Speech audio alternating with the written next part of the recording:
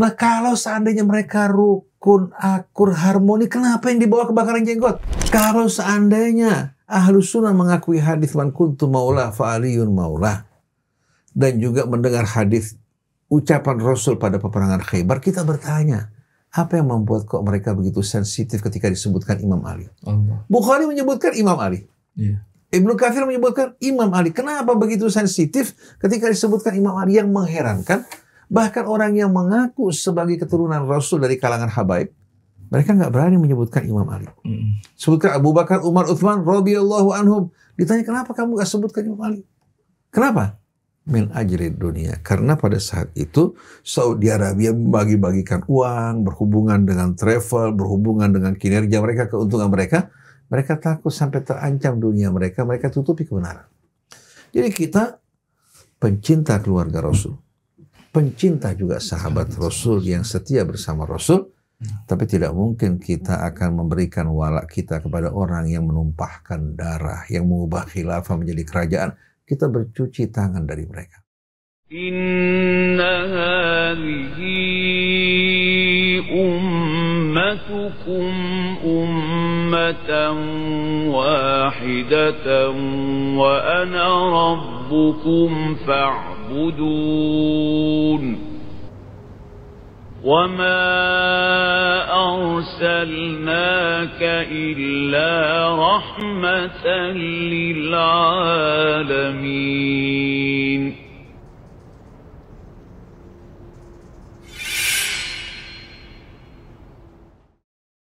Kalau kita lihat peristiwa Ghadir Khum dengan riwayat yang berada baik pada Ahlus Sunnah maupun Syiah. Ketika Rasulullah menyampaikan riwayat tersebut atau ceramah tersebut, itu disaksikan, difahami oleh Ahlus Sunnah maupun Ahlus Sunnah. Artinya bukan merupakan satu hal yang diingkari oleh Ahlus Sunnah, hanya merupakan riwayat yang dimonopoli oleh Syiah.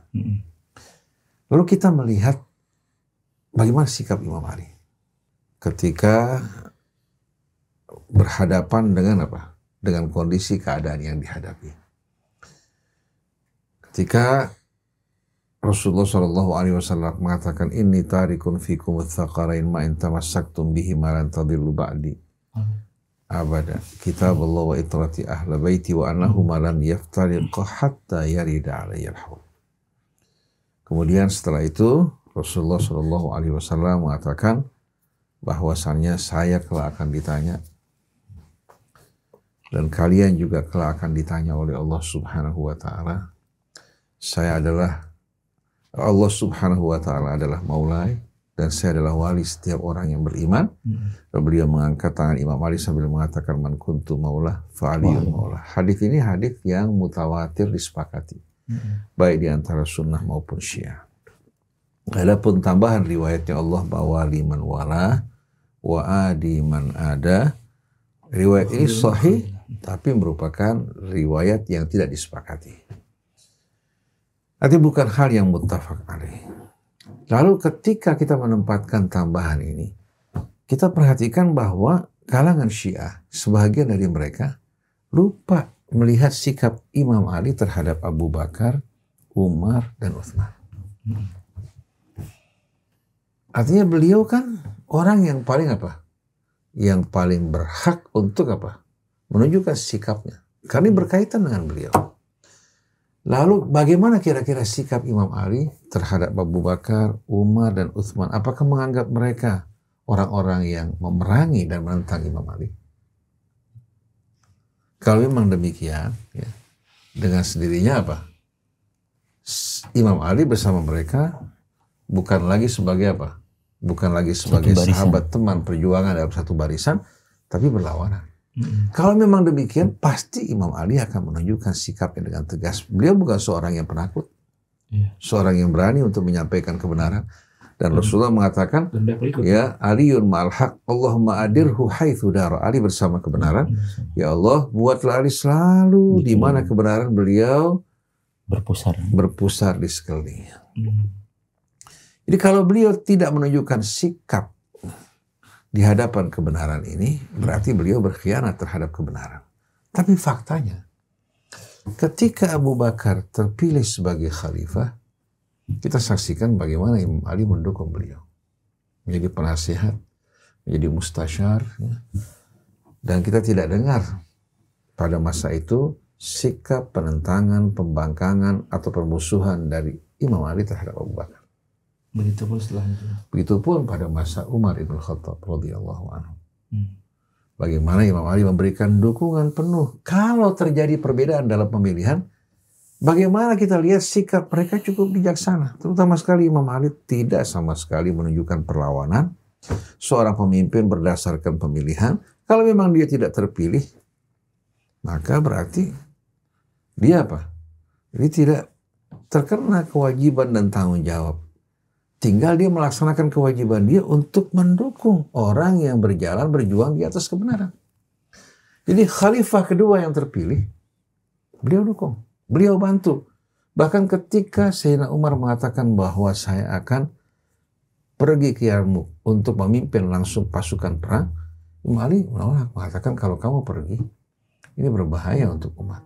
Karena kamu diumpamakan kalung itu talinya. Bila talinya putus, maka apa?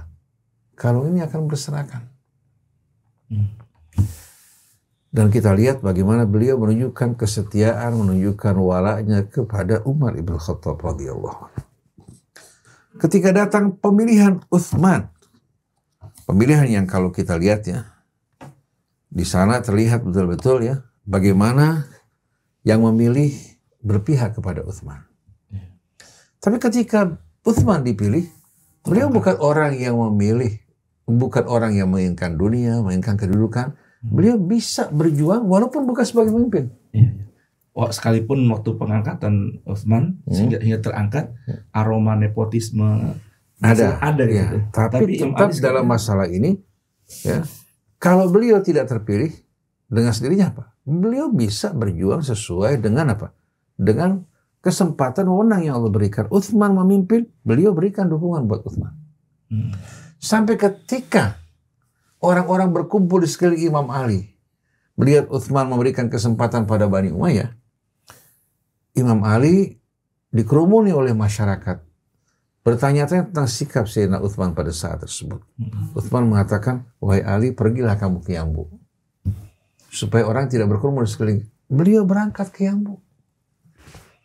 Ketika Utsman dikepung, dia bilang kepada Ali, kembalilah wahai Ali, ya, tolong kamu bubarkan pengepungan. Beliau lakukan hal tersebut.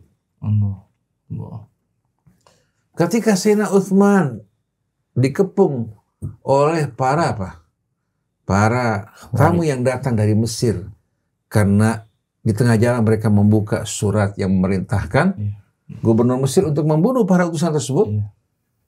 Ketika saat tersebut kritis, Imam Ali perintahkan Hasan Hussein untuk menjaga Utsman. Dan terbunuhnya Utsman ibnu Affan radhiyallahu anhu bukan dengan tangan Imam Ali, bukan dengan tangan keluarga Rasul, tapi kita saksikan semua akibat kemurkaan orang terhadap kebijakan Utsman atau kebijakan Marwan yang dibiarkan oleh siapa? Sampai istri Sayyidina Utsman mengatakan kalau kamu biarkan Marwan, dia akan membawa akibat yang betul-betul berbahaya buat kamu. Yang penting sikap beliau terhadap Abu Bakar, Umar, Utsman, sikap yang mulia. Dan sebagai bukti bahwa beliau tidak ada kebencian terhadap mereka, beliau merasa bahwa mereka ini teman seperjuangan. Ketika beliau memiliki anak dari Ummul Banin setelah wafatnya Sayyidah Fatimah, beliau memberikan anak-anaknya nama Abu Bakar, Umar, Utsman. Kalau memang di hatinya ada kebencian terhadap mereka, terhadap Abu Bakar, Umar maupun Utsman, tidak mungkin diabadikan nama mereka untuk anak-anak. Karena orang kalau membenci sesuatu pasti akan terbayang pada apa? Pada orang tersebut ketika sebutkan namanya. Ketika Sayyid Ali Khamenei, pemimpin spiritual di Iran, ditanya apa betul Sayyidina Ali punya nama anak-anak bernama Abu Bakar, Umar, dan Utsman, dijawab betul, bahkan diberikan stempel. Jadi sebetulnya kita harus betul-betul memperhatikan fakta di lapangan, tindakan kebijakan yang dilakukan Imam Ali. Ini yang menjadi contoh bagi para Syiah sebetulnya. Bukan mereka terbawa oleh fitnah Apalagi kebanyakan riwayat kita temukan ternyata riwayat tersebut merupakan hasil rekayasa. Baik di kalangan Syiah maupun Ahlus Sunnah, banyak riwayat-riwayat bukan hanya dipertanyakan, bahkan diingkari. Sebagai contoh, ketika mereka meriwayatkan bahwa ketika Sayyidina Ali menolak untuk memberikan baiat Abu Bakar, dia berdiam di rumah. Datang Umar membawa beberapa orang, ya, memaksa Imam Ali untuk keluar. Tapi Imam Ali ternyata bersembunyi di belakang Sayyidah Fatimah yang sedang hamil pada saat tersebut. Akhirnya Umar mendorong pintu tersebut. Akhirnya Sayyidah Fatimah yang menahan di depan pintu mengalami keguguran akibat perbuatan tersebut. Riwayat palsu. Ini riwayat palsu. Dan yakin palsu. Pertama, tidak mungkin Imam Ali itu bersembunyi di belakang istrinya, putri Rasulullah SAW. Seorang penakut. Kemudian juga satu hal, orang harus tahu bahwa Sayyidah Fatimah di hati umat ini betul-betul memiliki kedudukan yang amat mulia.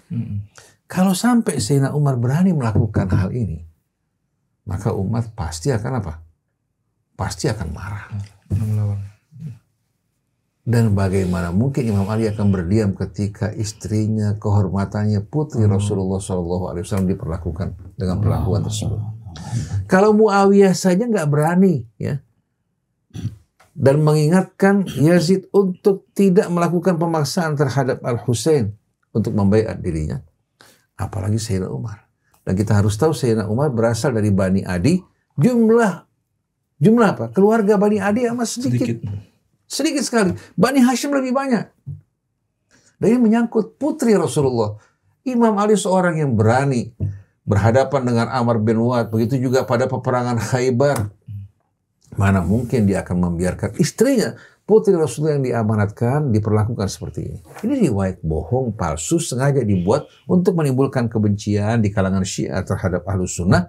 Begitu juga kebencian sebagai radul fi'li, reaksi dari kalangan Sunnah terhadap Syiah.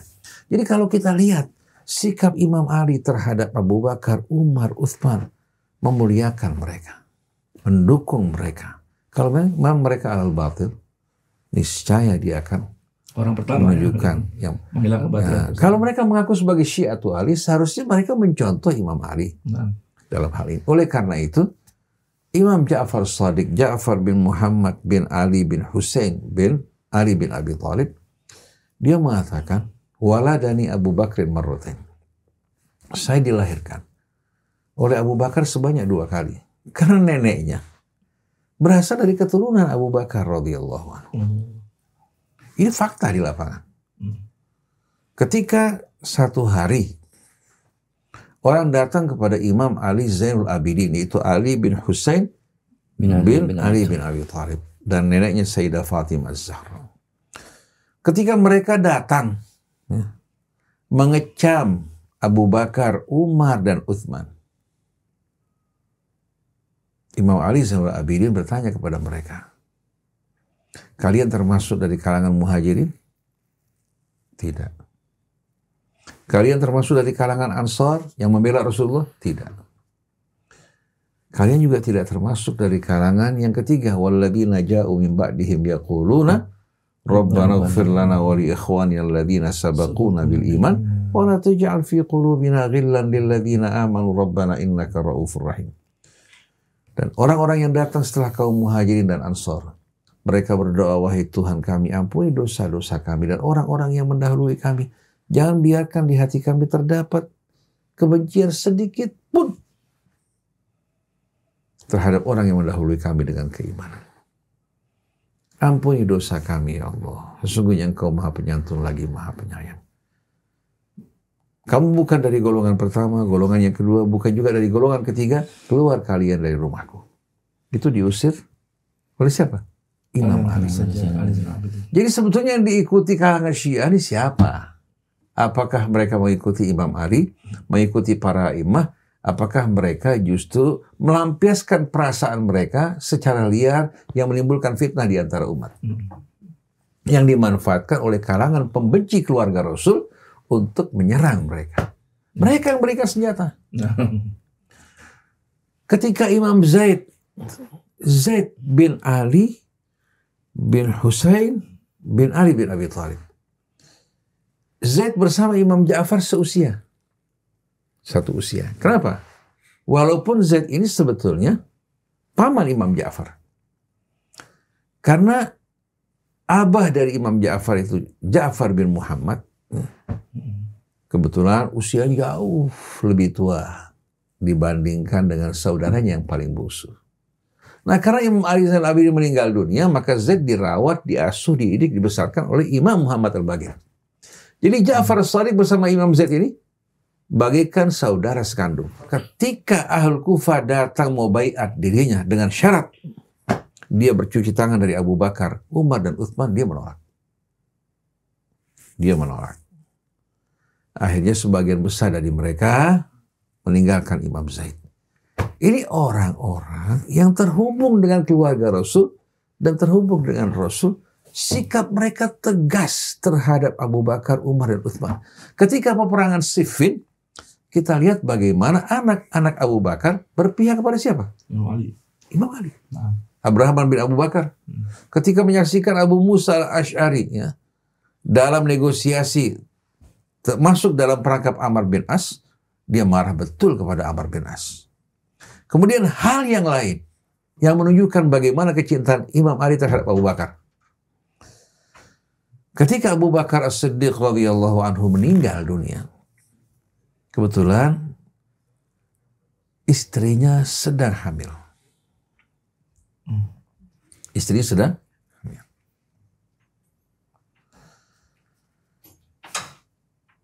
Begitu istrinya melahirkan anaknya, iddahnya berakhir, Imam Ali kawini mantan istri Abu Bakar.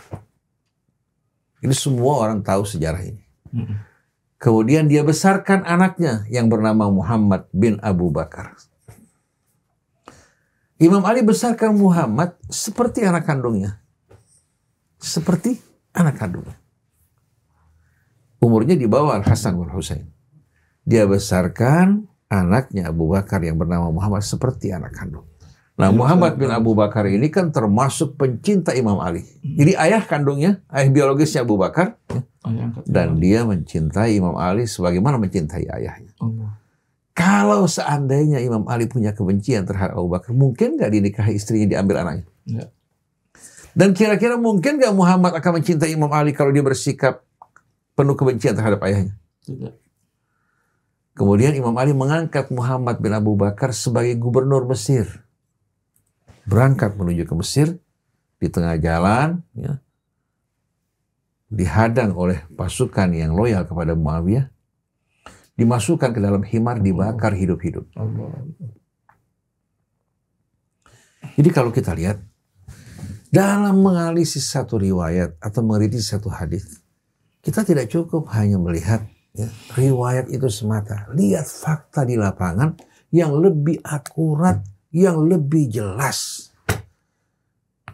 Jadi man kuntu maula fa'aliyun maula. Allah mawali man walah wa adi man ada. Apakah mungkin Abu Bakar, Umar, Utsman termasuk dalam kecaman tersebut? Abu Bakar menghormati Imam Ali, mencintainya, begitu juga Umar, begitu juga Utsman. Semuanya dalam berbagai macam urusan kembali kepada Imam Ali. Oleh karena itu berkali-kali Sayyidina Umar mengatakan laula aliyun lahalaka Umar, kalau bukan karena Ali niscaya Umar binasa. Sebagai contoh, ketika satu kali seorang wanita melahirkan ya, pada usia 7 bulan. Sayyidina Umar menganggap wanitanya berzina. Pada usia 7 bulan melahirkan anaknya. Dianggap bahwa sudah terjadi perkumpulan sebelum itu. Imam Ali langsung mendatangi, beliau mengatakan, apa kamu tidak perhatikan Allah berfirman dalam Al-Quran? Allah subhanahu wa ta'ala berfirman, wa wasainal insana biwalidayhi ihsana hamalathu ummuhu kurha wa wada'athu kurha wa hamluhu wa fisaluhu 30 syahra wa fi ayatin ukhra wa fisaluhu fi amain. Masa kehamilan dan masa menyusui sehingga penyapian itu selama 30 bulan. Kemudian dalam surat Luqman disebutkan dan masa menyusuinya selama 2 tahun. Jadi kalau 30 bulan dipotong 24 bulan, 6 bulan, anak tersebut sudah sempurna. kamu tidak memiliki hak untuk menghukum wanita ini. Kecuali kalau ada bukti lain si wanita itu berzina dengan 4 saksi. Dan banyak persoalan dalam hal ini. Beliau berikan masukan yang tulus kepada Sayyidina Umar, dan Sayyidina Umar dengan tulus menerima. Orang menerima kebenaran bukan hal yang gampang. Bukan merupakan kebanggaan bagi orang kalau dia berilmu tapi tidak mengamalkan ilmu. Yang mengamalkan ilmu tidak kalah mulianya. Artinya mereka semua orang-orang yang takut pada Allah Subhanahu wa Ta'ala. Dan kita tahu bahwa 2 orang dari mereka mertua Rasul. 2 orang dari mereka menantu Rasul, dan satunya merupakan sepupu Nabi kita Muhammad SAW. Mereka mendapatkan pendidikan dari Rasul dan mereka masuk ke dalam Islam bukan pada saat Islam jaya. Bukan pada saat Islam berada di puncak, tapi pada saat Islam berada pada keadaan yang paling kritis dan rendah, mereka mendukung Rasulullah SAW. Dan Allah mengatakan dalam Al-Quran, As-sabiqun al-awwalun minal muhajirin wal ansar walladzina taba'uhum bi ihsanin radhiyallahu anhum. Nah, kita di sini kalau mengaku sebagai Syiatu Ali, kita juga mengikuti beliau dalam sikap perlakuannya terhadap ketiga sahabat tadi maupun sahabat yang lain. Oleh karena itu Ibnu Abil Hadid mengatakan, ana silmun liman salamahu amirul mu'minin wa harbun liman harabahu. Saya akan betul-betul berdamai mencintai orang-orang yang juga apa? Dihadapi oleh Imam Ali dengan penuh kedamaian, kerukunan dan mendukung mereka. Tapi saya perang terhadap orang yang memeranginya. Itu sama dengan hadis tadi, Allah mawali man wala wa adiman. Oleh karena itu sikap Imam Ali terhadap Abu Bakar, Umar, Utsman beda dengan sikapnya terhadap Muawiyah. Itu bagaimana mungkin mau dibandingkan Muawiyah dengan Imam Ali? Yang satu masuk Islam dari mulai Islam lemah, mendampingi Rasul, berjuang di sisi Rasulullah, bahkan Rasul memberikan kabar gembira yang membuat sahabat-sahabat iri. Lautiyanna rayatal yauma rajulan yuhibbullaha wa rasulahu wa yuhibbuhullahu wa rasuluh. Aku akan serahkan panji pada hari ini, itu di perang Khaybar, kepada seorang yang mencintai Allah dan Rasul, dan dia dicintai oleh Allah dan Rasul. Sampai Sayyidina Umar mengangkat kepalanya ingin ditunjuk dalam masalah tersebut. Jadi kalau kita lihat, mana mungkin ada perbandingan antara Imam Ali dengan Muawiyah bin Abi Sufyan. Begitu juga antara Al-Husain bin Ali dengan Yazid. Al-Husain bin Ali cucu yang dicintai Rasul. Dan dia berjumpa dengan Rasul, sedangkan Yazid bukan hanya memerangi orang yang dicintai Rasul, dia nggak pernah berjumpa dengan Rasul. Ketika Imam Ali tidur di atas tempat tidur Rasulullah SAW, Muawiyah bersama ayahnya termasuk orang yang paling membenci Imam Ali. Jadi dalam hal ini, sikap kita jelas. Nahnu silmun liman salamahu amirul mu'minin wa harbun liman harabahu. Kita ingin mengikuti jejak langkah beliau dengan setia. Dan setiap orang yang mengikuti Imam Ali dan keluarga Rasul, mereka mengajak kepada Rasul, kepada sunnahnya. Begitu pula sahabat-sahabat yang mulia. Yang disebutkan Allah ini, mereka berjuang untuk Allah dan Rasulnya. Jadi tidak ada pertentangan bagi orang yang mengikuti Imam Ali maupun mengikuti Abu Bakar dan Umar. Mereka bersatu di jalan yang sama. Kamu mengaku cinta kepada keluarga Rasul, tapi pada waktu yang sama, mulut kamu, dukungan kamu kepada orang yang membenci keluarga Rasul, mustahil. Ithnani lan yajtami'an. Di dalam hal ini kalau kita perhatikan bersama-sama, memang ada sebetulnya pemalsuan hadis dari berbagai macam kalangan yang menambahkan bahan bakar ke dalam api. Nah, baik itu Israiliyat dari orang-orang ya, yang pura-pura masuk ke dalam Islam dari kalangan orang Yahudi maupun Nasrani, atau dari kalangan Syiah itu sendiri. Ya. Demikian pula di kalangan orang-orang yang terbawa oleh kefanatikan terhadap mazhab dan kelompok. Untuk mendukung kelompoknya, mereka membuat hadis palsu. Katakan kalau berdasarkan versi Ahlus Sunnah yang menunjukkan kecintaan, keberpihakan wala kepada beliau. Cuma wala dalam arti siasah dan hukumah, ya, mereka berbeda dengan kalangan yang lain. Dengan sendirinya kan sikap mereka harus jelas dong terhadap beliau. Bagaimana orang mengaku sebagai Ahlus Sunnah meyakini kebenaran hadis ini, ternyata dia mendukung, membela musuh yang menentangnya, yang mengubah khilafah menjadi kerajaan, dan mengatakan bahwa perang berhadapan dengan Imam Ali sebuah ijtihad. Padahal jelas-jelasan ya, hadis riwayat di seputar Imam Ali. Kemudian juga kehormatan darah manusia secara umum, apalagi kehormatan darah para sahabat besar.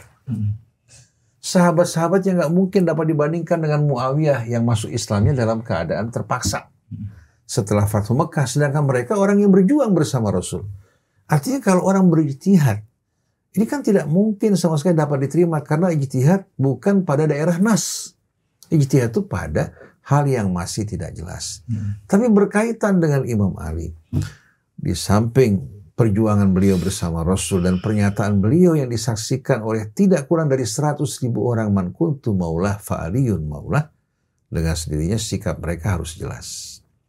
Katakan dalam pemerintahan, pertama-tama diangkat Abu Bakar radhiyallahu anhu. Lalu bagaimana sikap beliau? Sikap beliau pada saat tersebut dengan tegas beliau mengarah dalam pemerintahan, tapi dalam apa? Dalam memberikan masyurah, memberikan nasihat untuk kepentingan umat Islam. Beliau tidak pernah sama sekali lalai. Kemudian terpilih Sayyidina Umar juga apa? Beliau melakukan hal yang sama. Terpilih setelah itu Utsman bin Affan yang cukup dekat dengan beliau. Cukup dekat, hanya hubungan sebagai sama-sama mantu, dan di samping sama-sama mantu juga usia tidak berjauhan.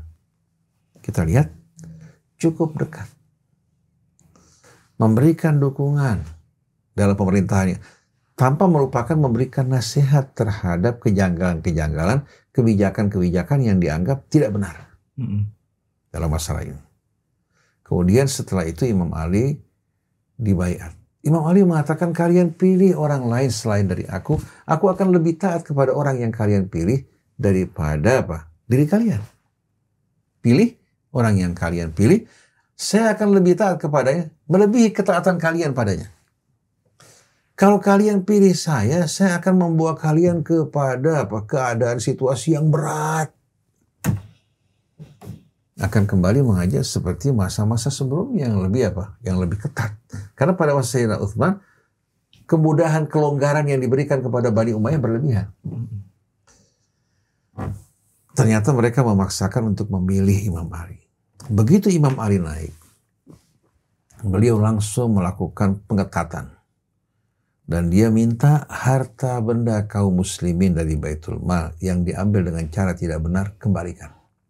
Bahkan dia mengatakan, apa yang diambil dari Baitul Mal, yang digunakan untuk menikah, yang digunakan untuk membangun rumah, dan lain sebagainya, saya akan ambil kembali dengan keras.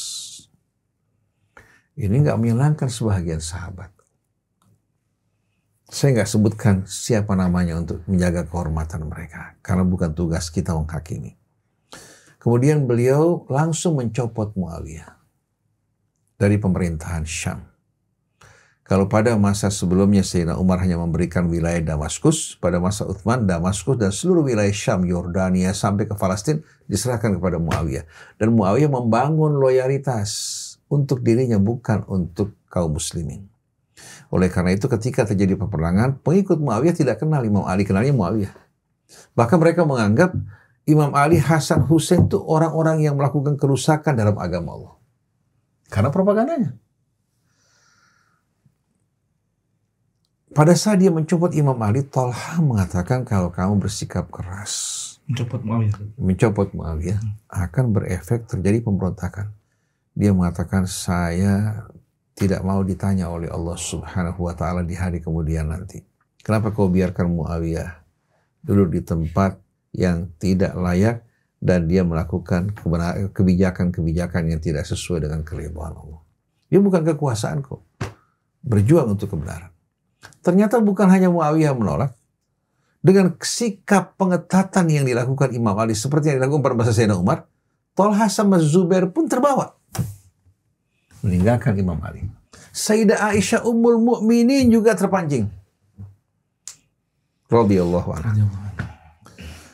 Akhirnya mereka bergabung, Zubair, Thalha, Sayyidah Aisyah istri Rasul dimanfaatkan oleh orang seperti Marwan bin Hakam. Terjadi peperangan Jamal. Tapi sikap Imam Ali terhadap Sayyidah Aisyah amat-amat memuliakan. Oleh karena itu ketika kaki onta tersebut dipotong, Sayyidah Aisyah turun dari onta. Yang menghadap menjumpainya, yang diperintahkan Imam Ali Al-Hasan wal Husain. Imam Ali tidak. Karena bukan muhrimnya. Ada perintah untuk membiarkan istri Rasul di balik hijab, Hasan dan Husain. Kemudian yang mengawal kembali pasukan wanita. Penghormatan terhadap istri Rasul. Dan kita juga amat menghormati, memuliakan istri Nabi kita Muhammad SAW. Kita mohon Allah menjaga lidah kita dari hal-hal yang tidak patut. Ini kehormatan Rasul. Sayyidah Aisyah menyesal pada saat tersebut. Dan Rasul sudah berikan peringatan bahwa kamu nanti kelak akan melintas satu tempat yang bernama Hau'ab. Kamu akan mendengarkan gonggongan anjing Hau'ab. Dan kamu dalam keadaan bersalah pada saat tersebut. Bagaimana Imam Ali menghormati Ummul Mukminin Sayyidah Aisyah, menghargainya, mengembalikan ke Mekah, dan Sayyidah Aisyah mengatakan itu merupakan perbuatan yang mendatangkan penyesalan yang amat besar. Kemudian Zubair merupakan ipar Sayyidah Aisyah. Zubair merupakan ipar Sayyidah Aisyah. Karena istri Zubair Asma bin Abi Bakar. Aisyah takut kalau sampai Zubair diperlakukan tidak baik. Imam Ali panggil Zubair, panggil Talha. Dia ingatkan Zubair, apa kamu tidak dengar apa yang Rasulullah ucapkan pada kamu? Kelak kamu nanti akan menentang Ali dan kamu dalam keadaan bersalah. Dan kamu telah mengambil baiatku. Zubair menyesal pada saat tersebut, langsung dia keluar dari pasukan. Begitu juga Talha keluar dari pasukan. Apa yang terjadi? Untuk menimbulkan fitnah tuduhan kepada Imam Ali, Marwan bin Hakam memerintahkan Amr bin Jarmus untuk membunuh Zubair bin Awam. Setelah membunuh Zubair bin Awam, kepalanya dibawa ke hadapan Imam Ali. Jadi seolah-olah kejadian ini diperintahkan oleh Imam Ali. Sedangkan Talha, Marwan bin Hakam sendiri yang melakukan pembunuhan secara langsung. Dan kita lihat dalam tulisan Ibnu Hajar Al-Asqalani dengan jelas mengatakan orang yang membunuh Talha adalah Marwan bin Hakam. Dan Talha merupakan orang-orang yang berjuang bersama Rasulullah, berhijrah bersama Rasul. Marwan orang yang dikutuk oleh Rasulullah. Ayahnya diusir dari Madinah dan pada saat itu Marwan masih berada pada sulbi orang tuanya. Ketika Uthman minta kepada Abu Bakar untuk mengajak Marwan kembali, tidak diizinkan. Pada masa Sayyidina Umar mengatakan bagaimana saya menarik orang yang diusir oleh Rasulullah. Pada masa Sayyidina Uthman dia tarik kembali Marwan. Ini menjadi awal petaka dan fitnah buat pemerintahan. Jadi kalau kita lihat Zubair keluar tapi dibunuh oleh Amr bin Jarmus atas perintah Marwan. Imam Ali yang kena tuduhannya. Kemudian dia langsung membunuh Talha bin Ubaidillah. Jadi dua orang terbunuh di tangan musuh Allah Marwan ibn Hakam. Anehnya dia merupakan salah satu rawi pada hadis Bukhari. Padahal jelas-jelasan Bin Hajar mengatakan dia yang membunuh Talha bin Ubaidillah, seorang tulaqah yang diusir oleh Rasul ayahnya, membunuh sahabat besar, tapi ternyata dimuat dalam hadis Al-Jami' Al-Bukhari. Kita nggak tahu apakah ini susupan setelah wafatnya Bukhari, karena bisa aja terjadi hal tersebut. Jadi kalau kita perhatikan bersama-sama, kata man kuntu maula sebenarnya bisa menyatukan Ahlus Sunnah maupun Syiah. Ahlus Sunnah mencintai Imam Ali, memberikan walaknya, tapi bukan dalam arti pemimpin tertinggi pada saat itu pengganti Rasulullah. Dan alhamdulillah setelah itu kan Imam Ali diangkat. Kalau seandainya Imam Ali sebagai pemimpin pertama, kita tidak akan mencicipi pemerintahan Abu Bakar, Umar maupun Utsman, karena mereka mati lebih awal. Betul tidak? Nah kalau seandainya mereka rukun, akur, harmoni, kenapa yang dibawa kebakaran jenggot?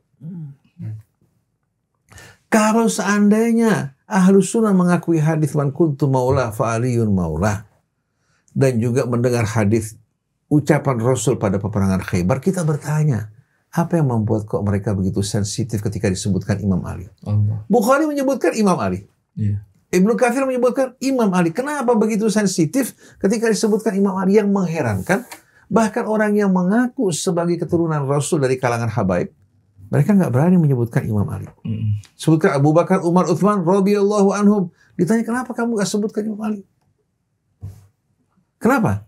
min ajli dunia. Karena pada saat itu Saudi Arabia membagi-bagikan uang, berhubungan dengan travel, berhubungan dengan kinerja mereka, keuntungan mereka.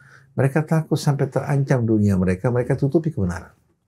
Jadi kita pencinta keluarga Rasul, pencinta juga sahabat Rasul yang setia bersama Rasul, tapi tidak mungkin kita akan memberikan wala kita kepada orang yang menumpahkan darah, yang mengubah khilafah menjadi kerajaan. Kita bercuci tangan dari mereka. Mereka bukan termasuk sahabat Nabi kita Muhammad SAW, baik itu Muawiyah dan kroni-kroni yang menimbulkan fitnah.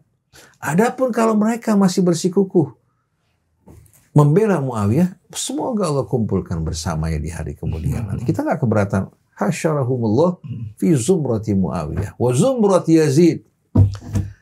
Dan ini harus kita tegaskan dalam masalah ini.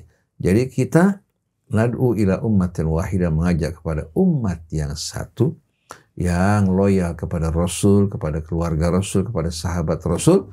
Kalau ada perbedaan dalam pemilihan pemimpin itu wajar. Tapi yang penting bukan perbedaannya. Sikap mereka menghadapi perbedaan itu yang patut kita pelajari. Imam Ali berbeda, tapi tetap sikapnya bagaimana? Bukan karena nggak terpilih langsung menjadi musuh. Seperti Hekmatyar. Ketika dia tidak terpilih sebagai pemimpin Afghanistan setelah jatuhnya Rusia, langsung dia mengerahkan pasukannya melakukan bombardir terhadap umat Islam. Ibu kota Kabul. Padahal yang menjadi pemimpin pada saat itu Sibghatullah al-Mujaddidi. Begitu juga termasuk di antaranya Burhanuddin Rabbani. Bayangkan Hekmatyar bukan melontarkan rudalnya menuju musuh, tapi mereka melontarkan rudalnya menuju umat Islam di Kabul. Akhirnya Sibghatullah al-Mujaddidi langsung dia turun. Saya tidak ingin terlibat dalam pertumpahan darah di antara kaum muslimin. Oleh karena itu kita heran luar biasa. Heran menyaksikan umat Islam kok berubah menjadi haus darah, gemar fitnah, dan gemar menyebarkan hoak. Nah, di tengah-tengah konflik antara umat Islam pada saat ini dengan Israel, dengan Zionis, yang didukung oleh negara-negara besar, kita masih asyik menyerang Syiah. Kenapa nggak duduk sama-sama? Berdiskusi, berdialog, lakukan perbaikan. Siapapun yang salah wajib kembali kepada kebenaran. Bukan mereka bahagia menyaksikan Iran memberikan dukungan buat Gaza. Begitu pula Yaman yang mereka kutak-kutik adalah Syiahnya. Apakah mereka ingin Iran berpihak kepada Zionis? Apa mereka ingin Yaman berpihak pada Zionis seperti Saudi Arabia dan Emirat Arab? Kalian bela Saudi Arabia sama Emirat Arab karena kalian anggap mereka ahlus sunnah. Bukan ahlus sunnah, ahlus syaitan. Mereka jelas-jelasan berpihak kepada Zionis Israel. Memberikan dukungan logistik, persenjataan, belum dukungan media. Bahkan ketika Israel menyerang Iran, mengisi bahan bakar di udara mereka. Nah, jadi kita semua di sini betul-betul ingin memahami Islam dengan hati yang betul-betul sejuk, jauh dari kebencian, jauh dari keberpihakan terhadap siapapun kecuali pada Allah, Rasulnya, dan pada kebenaran. Imam Ali tidak pernah sama sekali menantang, memusuhi Abu Bakar, Umar, dan Uthman. Kita bersama mereka. Memang semua akan ditutupi. Sebagian takut berbicara dalam masalah ini, takut dituduh Syiah. Karena Syiah itu merupakan gambaran dari apa? Dari hantu yang menakutkan, mengerikan, momok, dan juga mengeluarkan aroma dan bau yang busuk. Oleh karena itu saya ingat kepada bin Humaid, Saleh bin Humaid. Ketika terjadi meletus peperangan antara Saudi Arabia, Emirat Arab terhadap Yaman, dia menyampaikan khutbah pertamanya itu. Setelah peristiwa tersebut, Sudes melaknat Houthi, mengutuk, ya, kemudian mendoakan agar mereka hancur, mendukung pasukan Arab yang memerangi mereka.